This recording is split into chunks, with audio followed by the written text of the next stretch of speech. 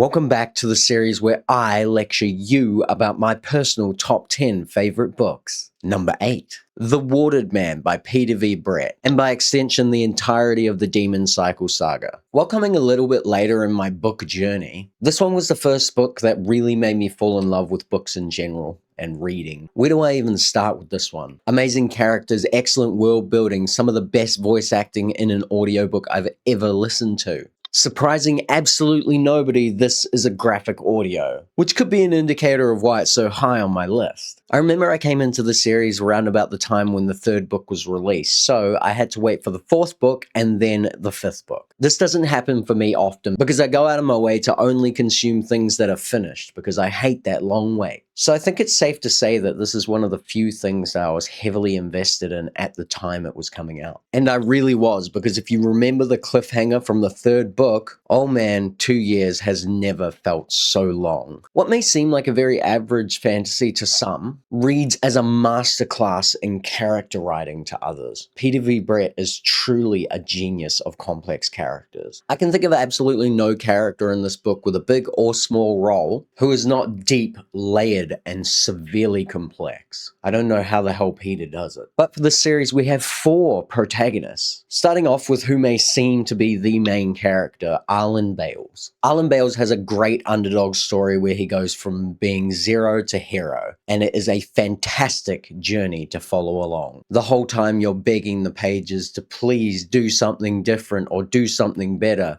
but Arlen Bayles forges his own path, no matter what that path leads to. In so few books do you actually get to see somebody become a legend in such an effective way. In most books, it sort of just happens, but I feel like with Arlen Bayles, we were there for almost every single step of the journey. I feel like I've known this man my entire life. I feel like I followed his story from the moment that he was born. Watching him rise in power and discover new things and make new friends and allies is always a treat to witness. His story peaks and intersects with 2 of our other protagonists around about 3/4 of the way into the book. Arlen Bayles was different from a young age. He didn't play all the same games as the other kids, and he didn't follow along with what the adults told him to do. So when his mother is bitten by a fire demon and gets a rare disease, he never gives up, even though he sees his father giving up. And even at the very end, when she finally succumbs to the disease, he doesn't follow along with what his father says. He instead runs away, which seems like a big mistake, but is the first step that would forge his path into becoming the Watered Man. We follow along with him trying to learn how to become a messenger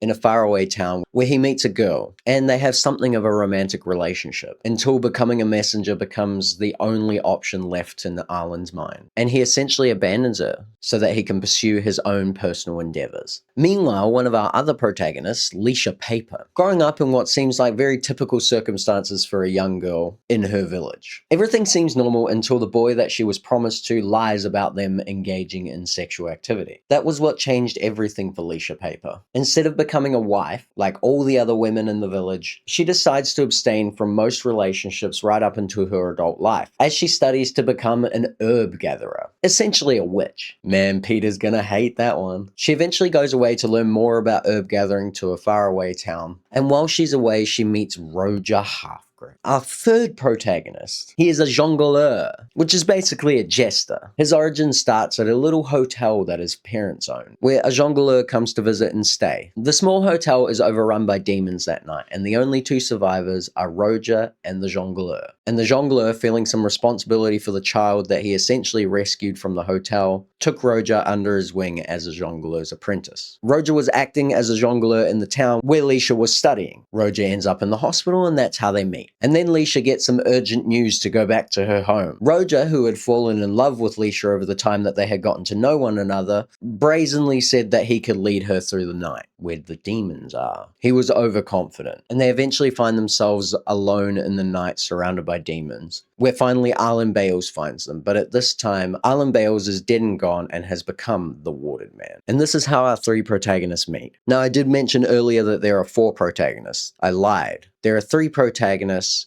and 1 protagonist villain, or an anti-hero, if you will.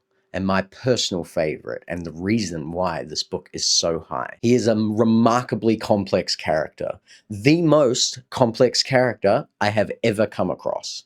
in a book. Armin Jardir, Shah Damakar, the true deliverer. Jardir was not raised any different from any of his other fellows in Kraysia, a war-driven city in the desert, where they basically fight demons as equals, and they train for their entire lives for this. What's amazing about Armin Jardir is he's not that much different from anybody else in Kraysia, yet he finds a way to rise up and become Shah Damakar, which is essentially a king, for no other reason than he was told he was destined. And this is one of the few things that make him so amazing to read, so layered. People tend to look at him more as the villain because of his absolute convictions towards his own religion and his goals. He does not let the moralities of others get in the way of his goals. He has his own doctrine and his own law that he follows to the letter. Eventually, all four of our protagonists meet. Every time Jardir and Arlen meet, they are conflicted. Arlen because he doesn't really believe in much per se, and he wants to correct Armin. And Armin because Arlen going around being called the Deliverer is in direct conflict with him claiming the title of Deliverer. Jardir turns out to be more of a politician than a hero, because this is how he believes he will save the world. Arlen is more direct. He just wants to save the world. He doesn't care about politics. There are a myriad of side characters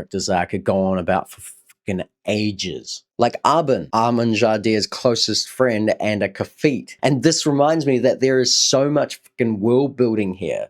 All of these terms that I'm using must be so confusing if you haven't read the book. This world feels lived in and breathing at all times. There is something truly special about this series, and I would absolutely love to hear what you thought about the series. And I will die on the hill that Armin Jardir is a Gryffindor, even though the author himself told me that he's a Slytherin. What the fuck would that guy know?